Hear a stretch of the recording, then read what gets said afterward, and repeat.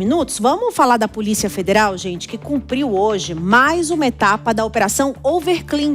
É uma ação que investiga desvios públicos de recursos, fraudes em licitações também ligadas a emendas parlamentares. Inclusive, gente, um dos alvos é o deputado federal Dal Barreto, do União Brasil, da Bahia. Você está vendo a imagem. No total, foram 8 mandados de busca e apreensão nas cidades de Salvador, Amargosa e Brasília.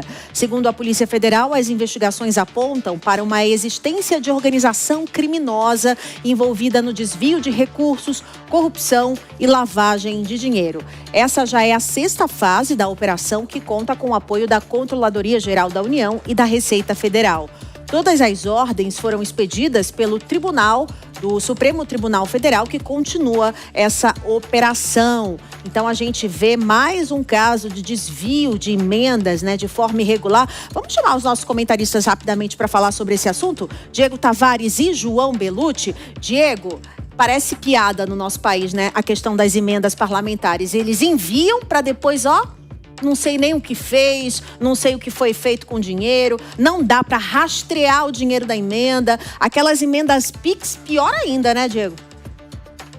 Olha só, Márcia, eu não sou aqui alguém que gosta de demonizar por completo as emendas parlamentares. Eu acho que as emendas parlamentares, se distribuídas igualmente entre todos os parlamentares, se distribuídas em uma quantidade de dinheiro aceitável, elas ajudam a democratizar o orçamento público, porque o parlamentar conhece o problema da sua base muito melhor do que o burocrata de Brasília, que muitas vezes, em razão de sua posição geográfica, não consegue entender exatamente quais são as nuances dos problemas do Brasil. Mas o que se transformou a questão das emendas parlamentares no nosso país é um verdadeiro absurdo, é uma insanidade. Praticamente nós temos um volume de emendas que faz do Poder Legislativo o executor do orçamento. E aí, como você disse muito bem, sem a observância de qualquer critério de transparência, sem a observância da real necessidade de utilização de um volume tão grande de dinheiros. O que nós estamos criando no Brasil é praticamente uma cultura de governo por intermédio das emendas parlamentares. E claro, isso ajuda também nos ciclos eleitorais a perpetuar os mesmos políticos no poder. Nas eleições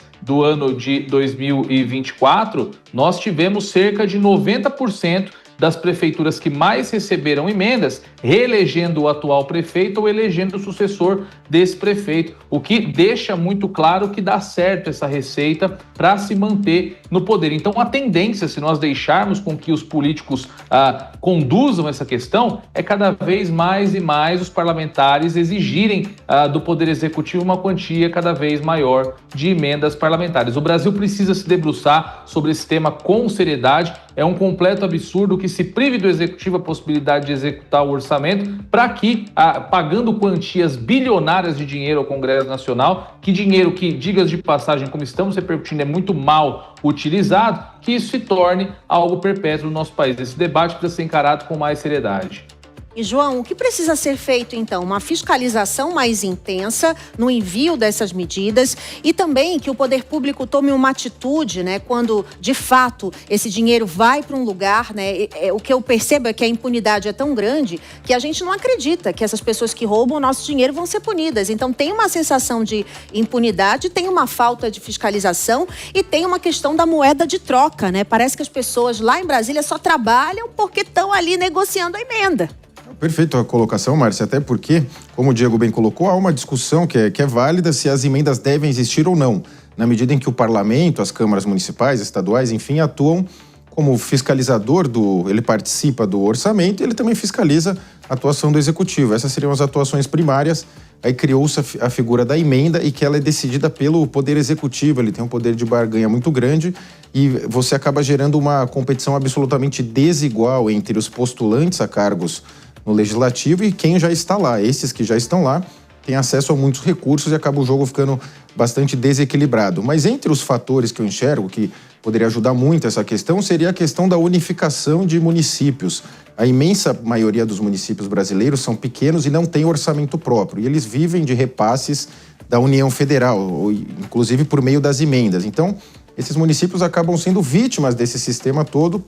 E cada município é uma Câmara Municipal a mais, é uma Prefeitura a mais, é uma vara do Poder Judiciário a mais. Então, para os burocratas, é legal que tenha mais municípios. Só que para a gente, que é contribuinte, o ideal é que sejam menos municípios. O Brasil tem mais de 5 mil municípios que são absolutamente dependentes do governo federal e de emendas. E os parlamentares sabem muito bem fazer esse jogo, né? Jogam a emenda lá nos municípios para depois colher votos políticos. E parte dessa emenda, a gente observa, conforme nesse caso, acaba voltando de alguma forma para o político. Não no caso específico do deputado Dal Barreto, que certamente terá todo o direito de defesa para que se seja provado sua culpa ou sua inocência, mas que o Brasil possa rediscutir tanto a questão das emendas quanto a questão da existência dessa quantidade gigantesca de municípios que acaba favorecendo, de alguma forma, os atos de corrupção.